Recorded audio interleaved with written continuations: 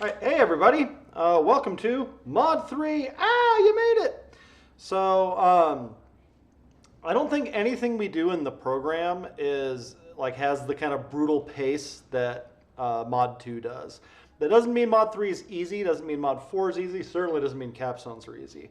But the pace is going to be radically different. So let's talk about what we're going to do.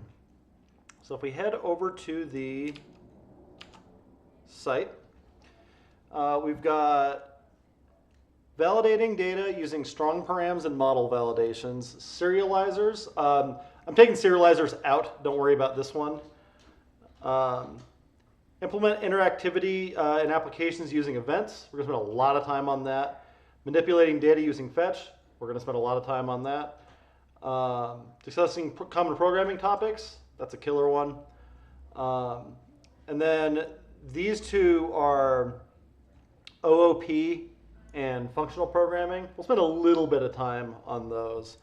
And then we'll, by the end of next week, we'll probably be pretty comfortable with auth. So if I was to kind of sketch out roughly how much time gets spent on different things in here.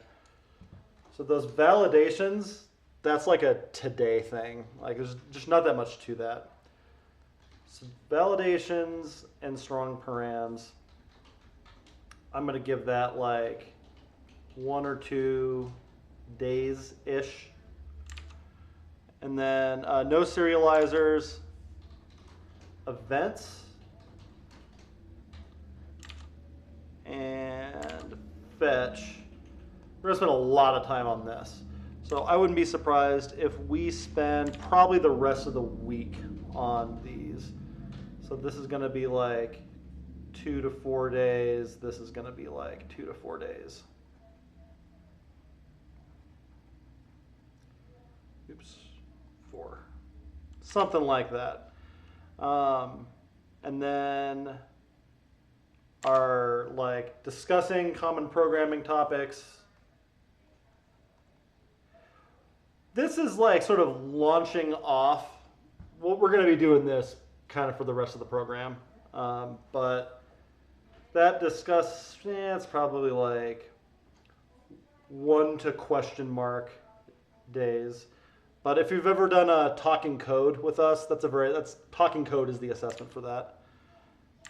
And then we have OOP and FP. Those are super deep topics, but we've never had more than a day to spend on them before. And then we finish out with auth. Auth is a 3-day process. It's not 3 intense days, 3 kind of light days, but there's a 3-part. When you say FP, does that mean function programming? Correct. Also, what app is that you're using? This is Krita. The Mischief, which is what I normally use on the Mac, got discontinued. So I've been looking for alternatives. Krita is what I've been playing around with lately. All right, so as far as pacing, rough level of effort, we're kind of looking at this. Now these overlap a little bit. We'll be doing events and fetch at the same time. We usually do auth at the same time that we're doing OOP and FP. So if you want an idea of kind of where your effort goes in this mod, it looks roughly like this. Now, another thing that starts getting way different in Mod 3 is freedom, freedom, freedom, freedom. So this is where a lot of students start experimenting with different technologies and really kind of taking more control over your career path and education and that kind of stuff. So the things on the left, those are the things that I need you to be able to do by the end of this mod. You can probably do that stuff pretty low effort, honestly. A lot of you could probably get pretty darn close to passing the Mod 3 code challenge today. It's shockingly similar to the Mod 2 code challenge. And the reason for that is in the traditional Flatiron program, the Mod 1s are basically identical. we do those more or less the same. Um, our mod 2, however, super different. We essentially skip all of the like official mod 2 stuff. It's all, if you're curious, it's all about server-side templating, which is like rendering HTML with Rails. It's a very old school way to do stuff. It's not that it doesn't exist or doesn't have a place anymore, but it's probably made a lot more sense 8 years ago when this program started than it does now. The traditional Flatiron mod 3 is kind of our mod 2. There's a couple things that we like scraped into this one, but we mostly did mod 3 already. And then that gives us this cool space here to go a lot deeper with some of the stuff that we just kind of will have to blast over in mod 2. And then our mod 4 is, again, a pretty traditional Flatiron mod 4. With the exception of, I don't give a shit what you do your projects in. Apparently that's a very contentious thing on other campuses. It needs to be Rails and React for the whole program. Like, I don't give a shit about that.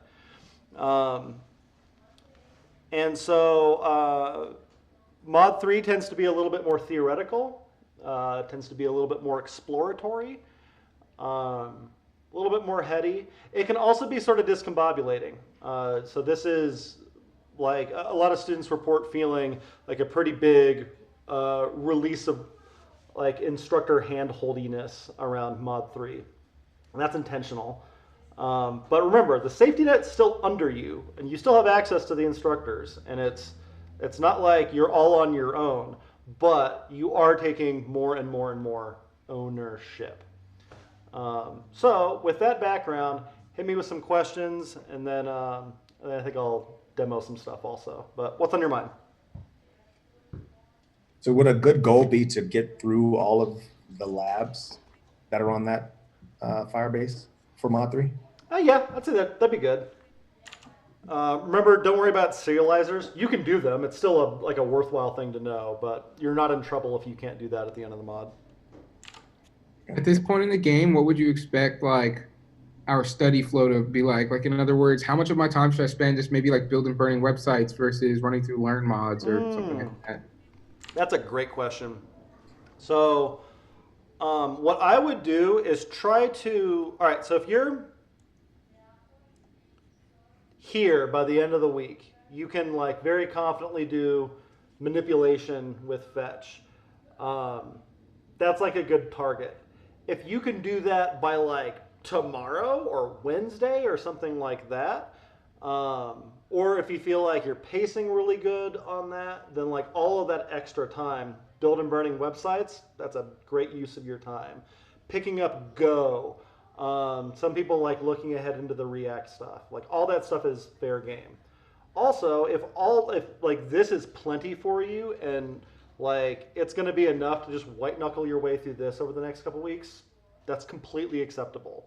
But that's kind of how I would think about it, is check your pacing, and then any additional time that you have, that's kind of like yours to explore as you will. And you can ask for recommendations and suggestions, and but at this point, you've seen a little bit of programming, and you've seen capstones, and you've seen other people in Mod 3 play with stuff before, and you've talked to people at meetups, and you're probably starting to get an idea of which parts of the stack are more innately interesting to you. This is where we start playing around with that. What else? So what you have highlighted there, Kyle, that's essentially up to what we'll need to know for the code challenge? That's like week 1. Now, coincidentally, that is about what you need to do for the code challenge. I don't think any of the other stuff is on there. There's no auth in the code challenge. There's no OO or FP stuff, and none of the programming topic stuff is on there. Yeah, so it's really just events and fetch are the only things that are on the code challenge that are new to you. Okay. Now, another thing you're going to notice, this mod and next mod, is that we did a shit ton of things in mod 2. We actually don't do that many things in mod 3 and mod 4, but they're headier and like kind of harder to wrap your head around. So you saw, like over the last couple weeks with die-prying, that like we did 3 things in React, and like people lost their minds for 2 weeks over it. So this isn't quite that dense, but we're starting to get more in that direction. More questions?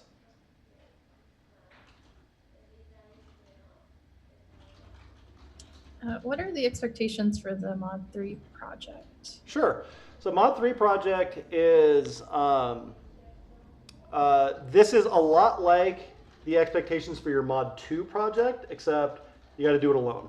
So this is your first solo project, but you're still just building a web app. There's some new skills that you're going to be able to apply to those, but really all of your projects from here to the end of the program are make a web app.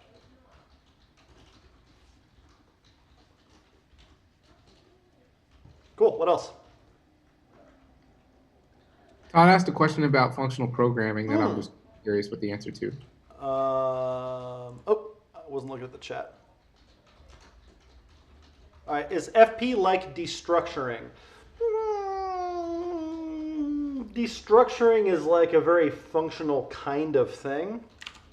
So let's talk about that a little bit. So in mod 1, when we started playing with OO, we would have this idea of objects that send messages to each other. So you had dog and owner, and all these things sort of kept track of their own state. So this might have a name, and this might have a name, and I can get my dogs by asking for them over here because this has an owner. So this is like kind of the object-oriented paradigm is doing that kind of thing. Functional programming, you separate state from behavior. So can anybody refresh me on what state and behavior are in objects?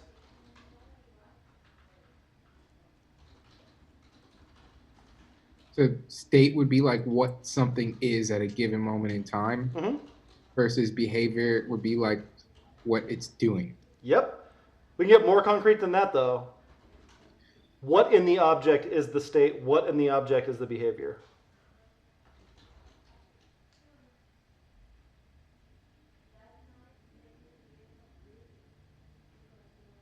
Like the behavior would be the things it's changing. And the state would be the things that are sort of stuck in there. I don't know if that's... Yep, it is those things. They have vocab words, though. Isn't that the behavior or like the methods and the functions? And the state maybe is the data type? No, you're so close. So you got it with behavior. Behavior is the methods. The methods are the behavior of the object. What's the state?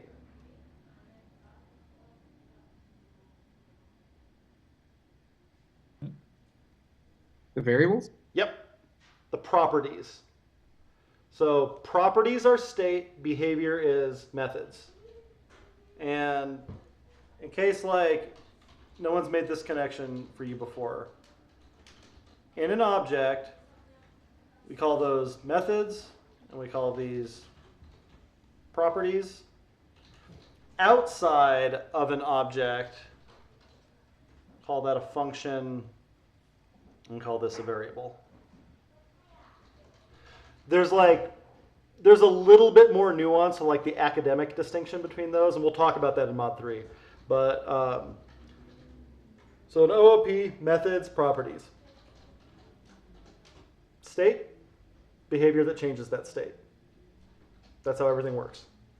In functional programming, we separate state and behavior. So we keep track of state somewhere, and then we have all the behavior that has no state of its own. Best way to think of this is like a chain of transformations. If you think about, here, I'll give you an example.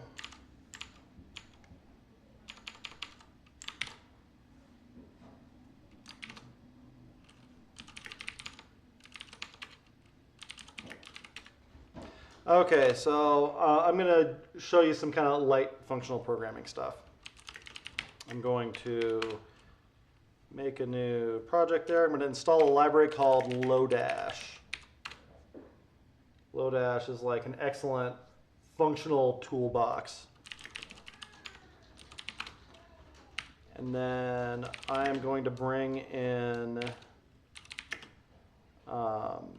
map and filter and flow from Lodash FP. All right, so if I have these numbers and I map over them and I take the number and return number times 2. And then I map over the result. And I do the same thing. And then I filter out anything that is, or filter in anything that's over, I don't know, 5.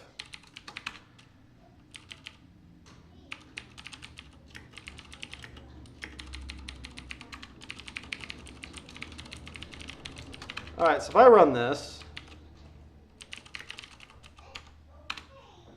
cool, I get an array with 8 and 12 back in it. So functional programming is about extracting the like little teensy functions out of that and trying to get rid of these variables. So I'm saving something there. I have these kind of inline functions there. So I could make a function called double that takes in a number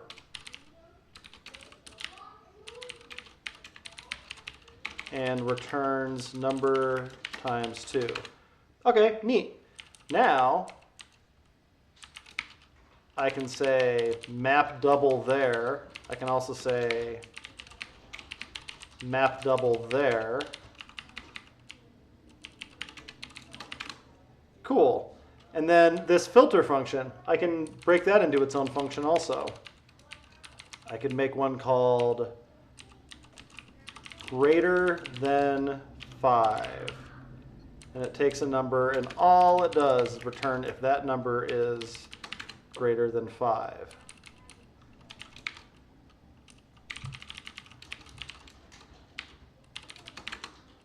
And all of this should still work. And it does. So where this gets wild and like where the we really sort of tip the scale over into full functional programming is with these functions that I pulled in from Lodash. If I look at this instead as a chain of transformations that I pass into flow,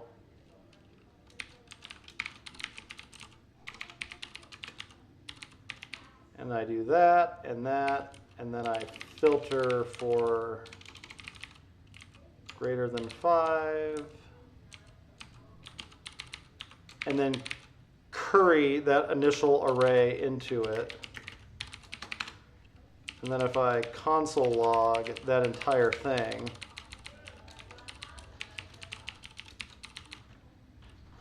note that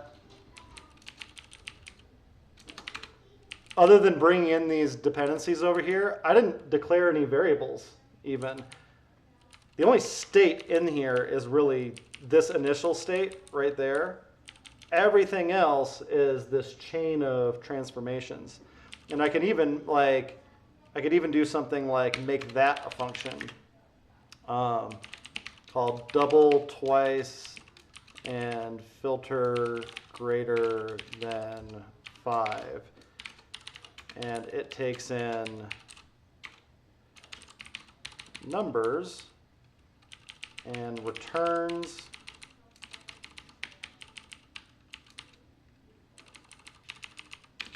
this.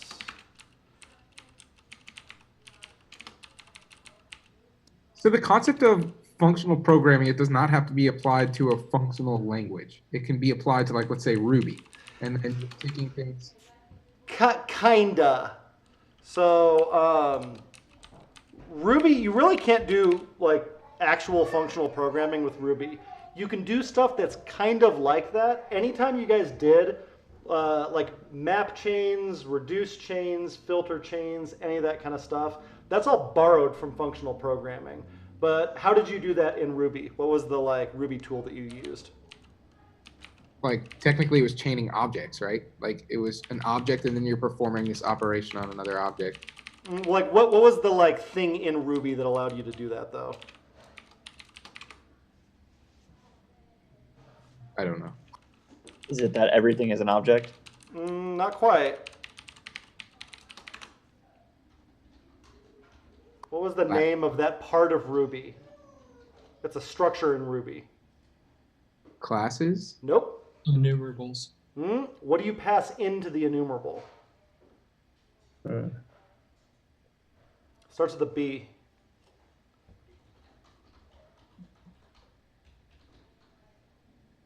Block? There Variables? we go. Blocks. Blocks are Ruby's like borrowing from functional programming a little bit because they work sort of like functions do in JavaScript, right? We can't quite save them into variables in the same way and reuse them in quite the same way. But that's Ruby's like little hat tip toward functional programming, is letting you do blocks. So this code that I have here, does it still work? I tortured it a little bit, maybe not. So this is the idea here, is that we're just breaking stuff into these kind of tiny reusable functions and then composing complex behaviors out of them. That's functional programming.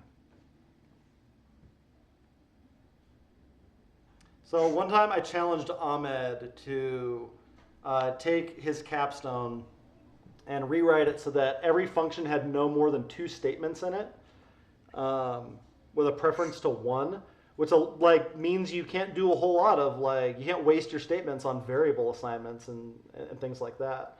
And it took him like a week and a half to do it. But at the end, his code is so much easier to understand, and it's so much more testable, and there's a lot of benefits to doing something like that.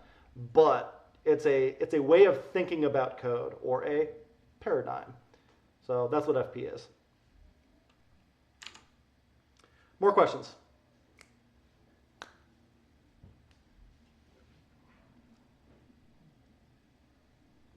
So which one is better? Because it seems like FP is like super trendy right now, but I can see the benefit in both. Yep. In fact, there was an argument this weekend in Code Opinions on Never Devs about this very thing. This is a pretty like heels dug in, long-standing argument in the programming community. Yeah. So I'll give you like a quick tour of the origin of this. So in math, you might remember something like that. F of x equals mx plus b. This is, if we were going to write this in JavaScript, write it as a function that takes in x, returns m times x plus b. And so m and x are coming from somewhere in an outer scope or something like that. Now, an important thing about this is we're making a statement of fact. If I put 1 in there and I get 2 back, I can't put 1 in there and get 3 back if I call it later. I can't put 1 back and get 50 back ever with this same function. I'm like trying to define the relationship between all of these different variables, right? Okay, so that's one way of thinking about this. We've also done stuff where like maybe I have a function that A is 0 and then I increment it inside the function. Okay, well now this thing that I said was 0 is now 1, is now 2, is now 3. In math terms, that doesn't make any fucking sense. You already said that it's 0. How could it possibly be something else? A doesn't equal A, in other words. And it's because this guy named von Neumann, I forget what his first name is, the last name von Neumann, came up with this different way of representing logic sequentially. And that has probably been one of the most influential things on programming. This idea that A can be this at this step in the program and then a totally different thing at a later step in the program. And so that evolved into procedural programming, which evolved into object-oriented programming. There are a lot of problems with this. The biggest one is that since we're not making statements of fact anymore, now we have bugs and logic errors and shit like that. Whereas with our f of x equals mx plus b kind of thing, there's not a whole lot of room for error in there. Once you've proven that the proof works, any valid numbers that you plug into that will also work. So there's a whole range of shit that you don't have to test for anymore. Not the case with von Neumann style. So another way to think of the split between these is that object-oriented code is very literary. We're talking about nouns and the verbs that they can take on each other. This not only makes it a little bit easier to understand for like, regular humans, but it also means that as our understanding of the problem like incrementally changes, our code incrementally changes also along with it. Because we're using the same metaphor. Whatever's happening in reality, our code is a metaphor for that. Functional programming is super different. In functional programming, we are trying to model the mathematical relationships between what's happening. What is being transformed? What are the rules? And that makes the code a lot more bulletproof. However, a small change in our understanding of the problem can be a radically different change in code. Functional programming tries to get around this by keeping the pieces very small, like little Lego pieces that we can just rearrange. And also, the mathematical relationship between something might not have any like apparent relationship with how you think about it in human terms. So that's some trade-offs between those. Functional programming is definitely on an upswing right now, but I mean it's like a 70-year-old idea. Object-oriented programming goes back to the 60s. And so these kind of like come in and out of popularity, but we just came out of like a bacchanalian orgy of OOP madness. And a lot of the detritus that accumulated over the last 20 years especially is sort of getting burned off by FP. Because in a lot of ways it's more elegant.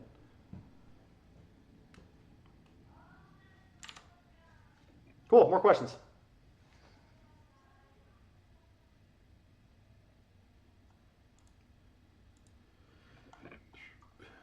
As far as this mod being more exploratory, are there specific things to look into that would be beneficial for the job search? What's popular in Denver right now? That's probably not as useful a way to think of that as it might seem on the surface. Because like, you don't need to know what's popular in Denver. What's popular in like what you want to do. Because like if you're comfortable in like a more a corporate-y suit and tie kind of environment, and like you can commute to the DTC, then the answer is probably something like C# or Java. If you want to stay in startup land, like the more you learn about JavaScript, like that's not going anywhere, and it's, you know, we have to use it in the browser, so that pays off big. If there's a particular subset of this, like you're super interested in blockchain, like now would be a good time to start like scratching at blockchain a little bit. Or progressive web apps, or like something, like somebody that you've talked to at a meetup is like, oh man, I really want to work at that company, or I want to work anywhere that does Scala, because I've talked to people, 3 different companies that are doing Scala, and I really like that. Do you have, what was that? What about like, because I think I've been super interested in like the Jamstack, but like what, I don't understand how a website can be static and dynamic. That doesn't seem, I mean, I guess I could look into it, but maybe you could speak a little to that. So it can be static and dynamic at the same time because it's dynamic when it's being compiled. So the idea with Jamstack is that you're writing things like templates, and then you are taking data and you're filling out those templates, and the output is static HTML files. So like my personal site, for example, here, I'll show you.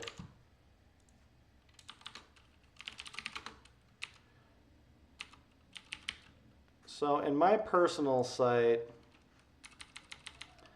I have these templates.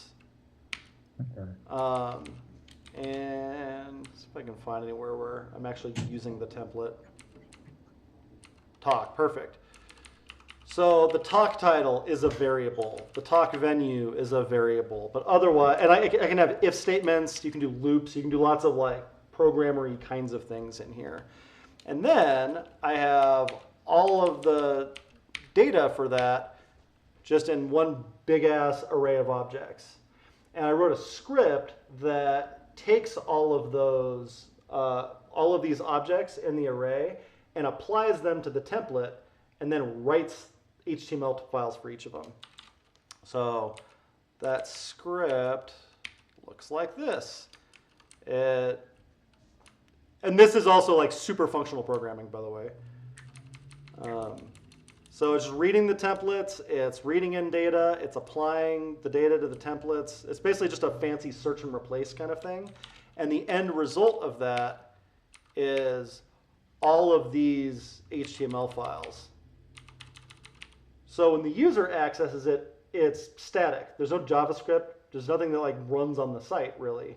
But I'm still just adding stuff to an array on my side. And every time I add a new talk, I recompile the site and push it up to Firebase. Okay. Cool. What else? Can you still use frameworks with Jamstack? It's harder because something like React is designed for like the React.js file, like the actual framework file, is supposed to run on the user's browser. So anything like that doesn't work quite as well. However, there's a tool called Gatsby that I think does what you're talking about. You write in a very React kind of style, and then Gatsby turns it into a static site. At least that's my understanding of Gatsby. Other questions?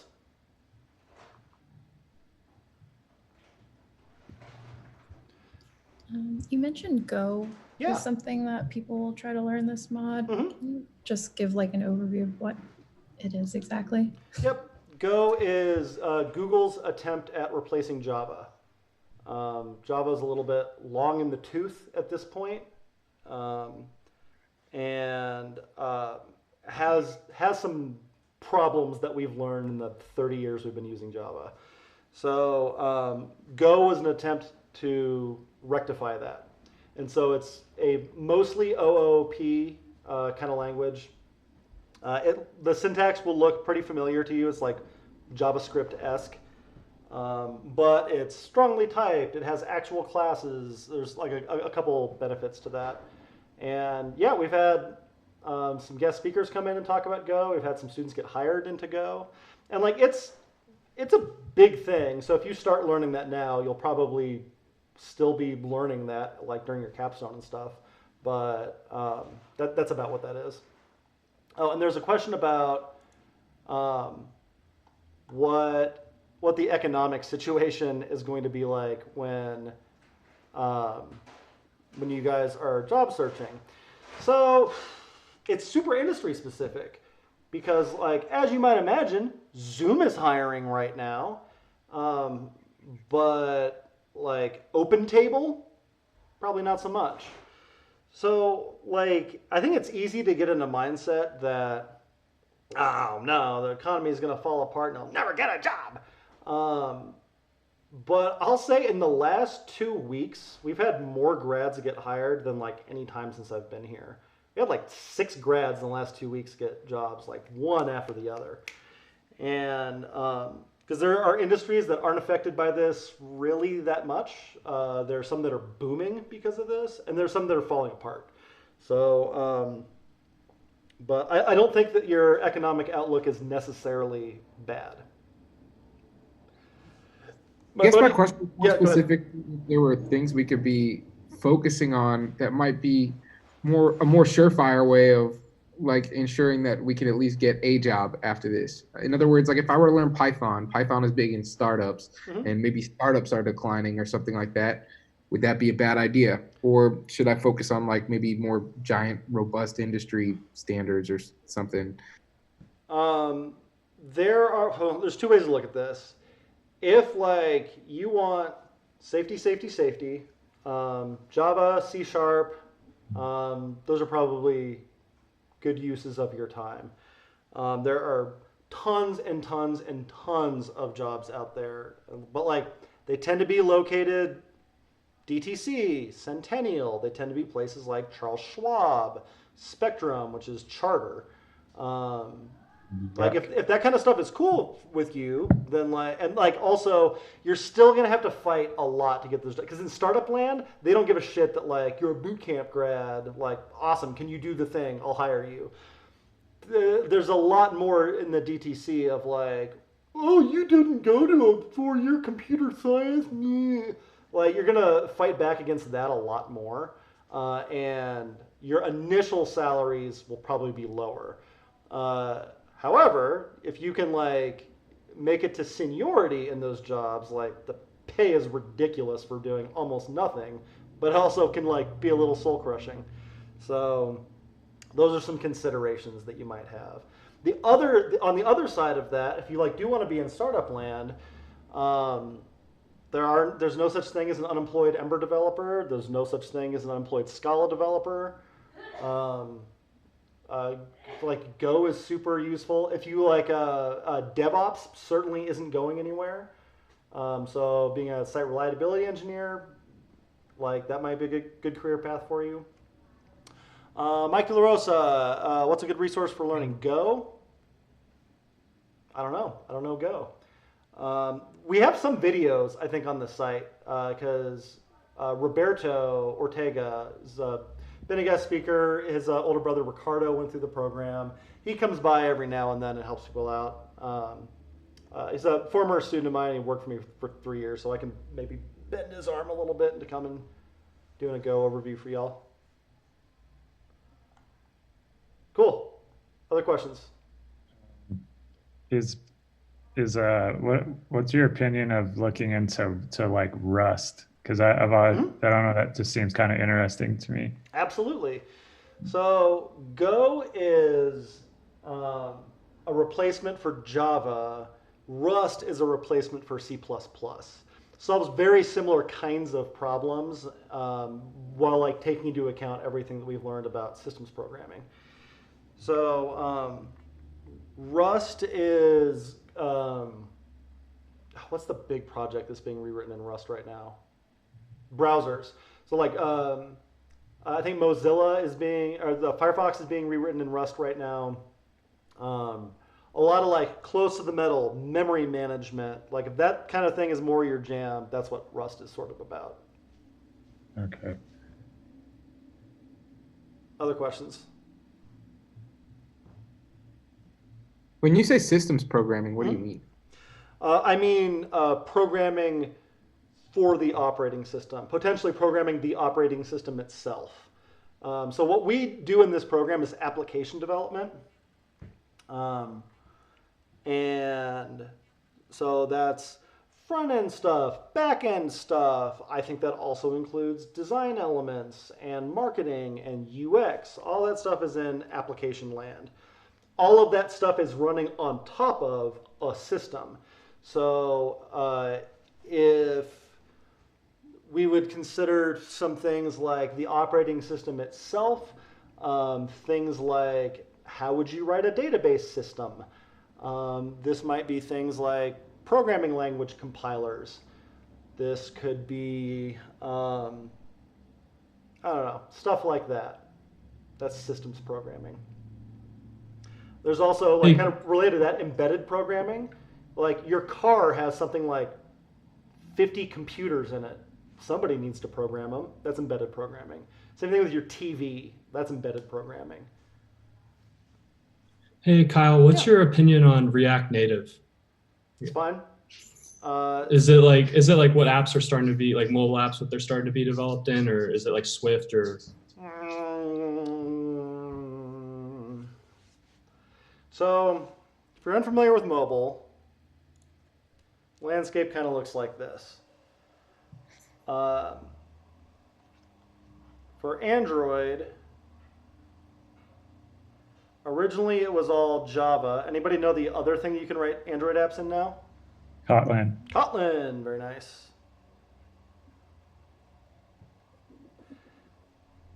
For iOS,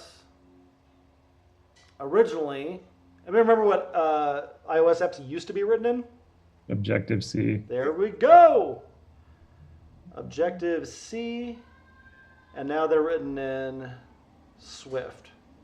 Natively, those are your only options. Kind of like JavaScript is your only option for the browser. However, just like JavaScript, we have compile to languages, or ways to like get something into that language without writing in that language. So in JavaScript, TypeScript. TypeScript, your browser does not understand TypeScript, but your TypeScript transpiler can turn TypeScript into JavaScript.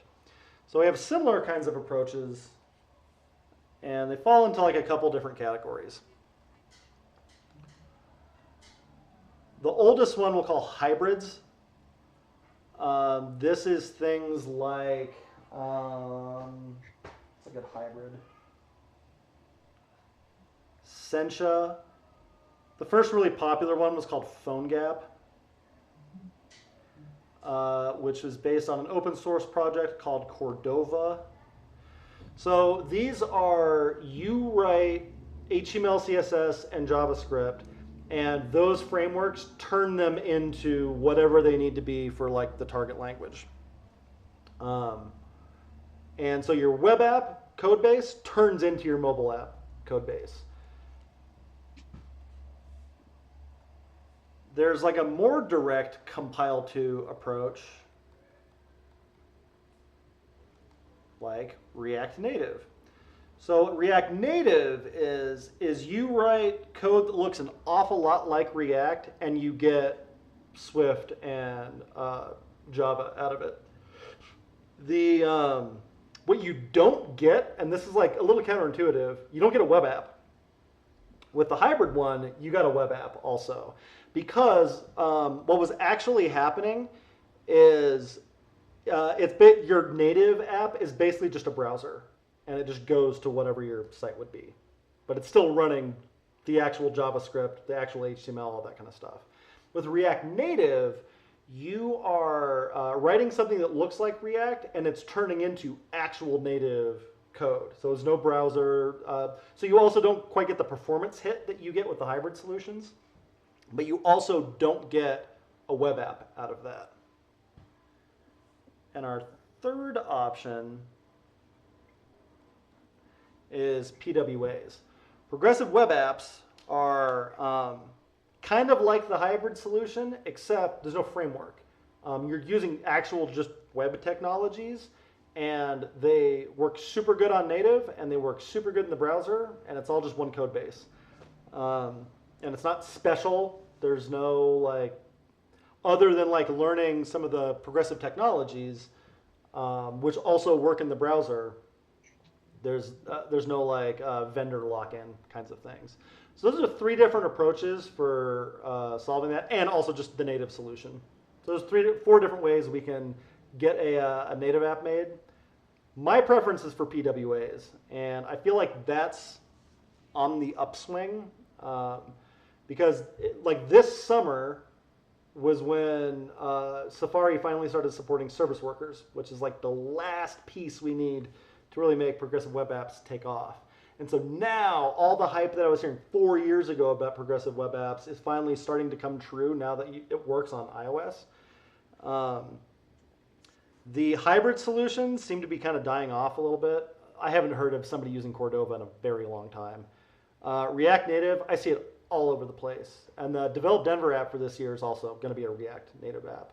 So that one's pretty popular, but always bet on JavaScript. So I'm all in on PWAs.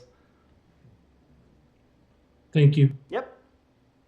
Hey, Kyle, I have a question. Where does the nomenclature of native come from when describing an app that works on mobile? Because it's for the mobile operating system. So when we write stuff for browsers, we're writing it for the browser, and then the browser is for the operating system. So you'd say that the browser is native to the operating system, and the web app is native to the browser. But the web app is not native to the operating system. So if you're installing it from a store, that's native. If it's running on top of something else that you installed from the store, it's not native. Gotcha. What else?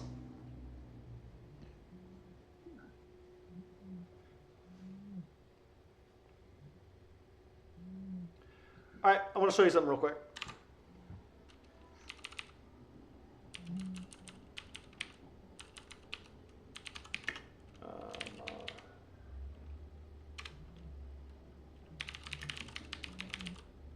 Let's see, how do I want to do this? I'm going to leave the Rails part of this out for right now, but I want to give you an idea of what we're going to be,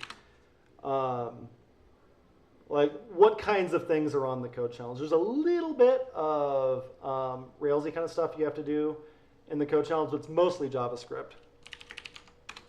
And so you'll still need to be able to do all of the HTML stuff that you did before.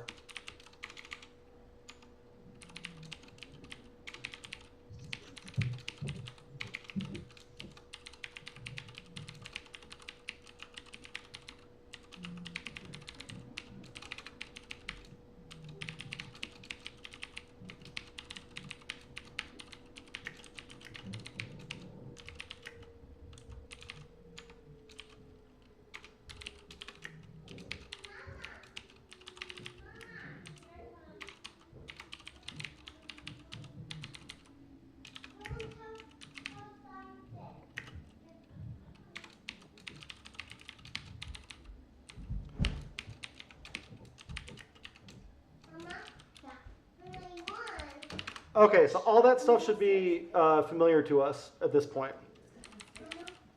So some stuff that's going to be a little bit newer is, let's say that, let's do like a similar kind of thing that we did in Mod 2. Or maybe I have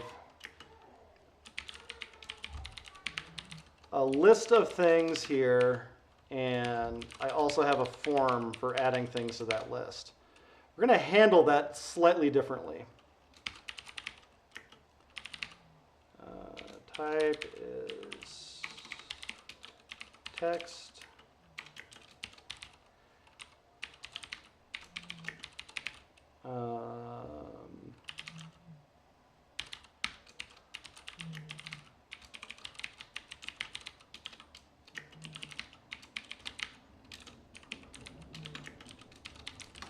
So instead of adding the method and the action like we did in Mod 1, we're going to do that at all.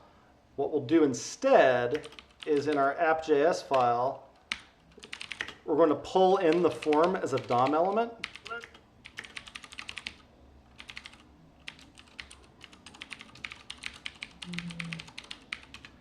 And we're going to add an event listener to it.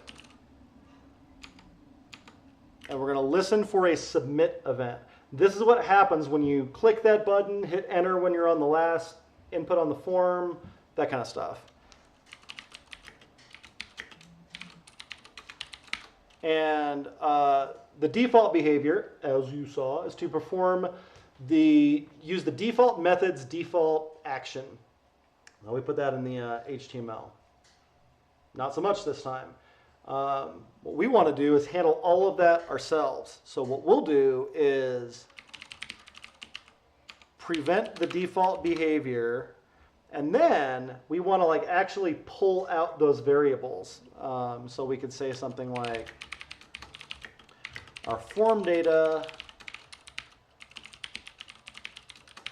should be based on the form that was just submitted. And then we can make a fetch request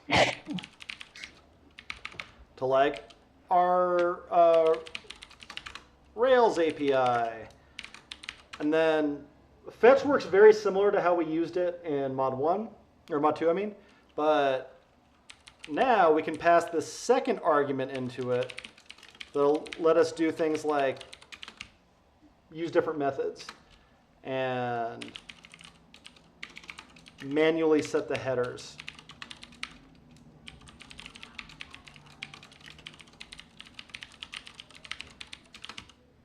And set the body. Stringify item is form data dot get item. And then whenever that's done, we can take the response and we can parse it just like we did before. We can also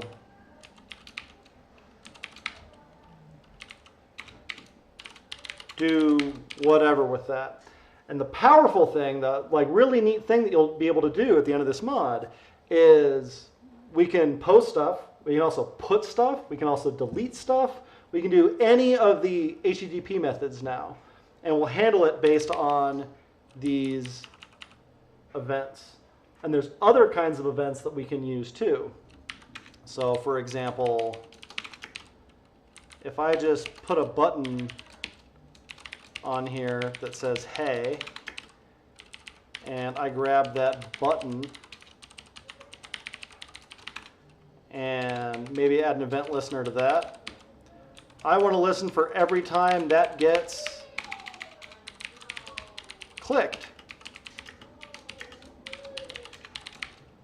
So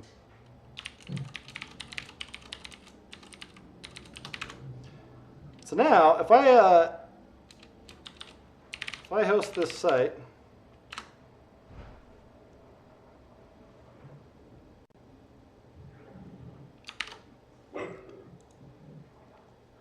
oops, didn't like something in my code.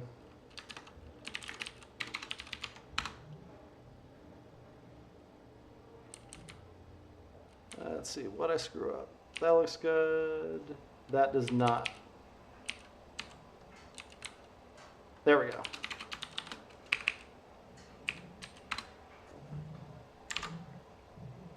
All right, so if I take a look at this code, if I click that, hey, I can do stuff in response to actions. Oh, and click isn't the only one that I can do. I can also do it when I hover over something or type something or lots of other stuff. I can also try to add something and, oops, actually get my XHR? Maybe not.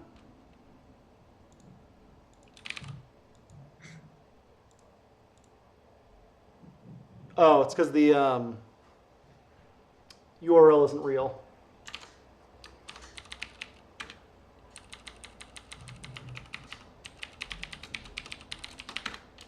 What about that? But take a look at the network over here. Put something in here. There we go. And look at that! I sent an HTTP request with a form and controlled it myself.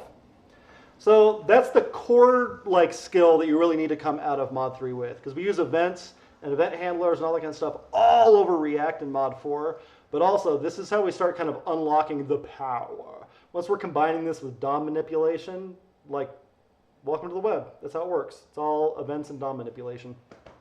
So can you put an event listener on any HTML element? And literally any HTML element. I want to move that click handler. So instead of on button, it's on that H1. And now that's H1. I run the app. Oh, what happens when I click on that? There we go.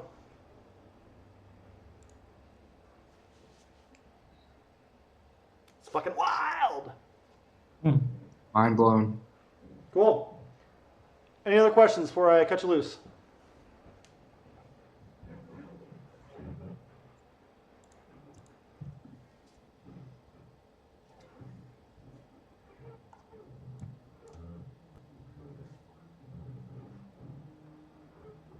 Cool. It's a pretty loosey-goosey mod. If you're feeling lost or you don't know what you're supposed to be working on right now, talk to a grown-up. But it's also really fun, and I think it's a major turning point in your tech education also. It's my favorite mod. So also, we'll probably get to hang out a lot because I like to hang out in Mod 3. It's my favorite of them, so I do. So hopefully we'll get to spend a little bit more time together. And elsewise, have a good lunch, everybody.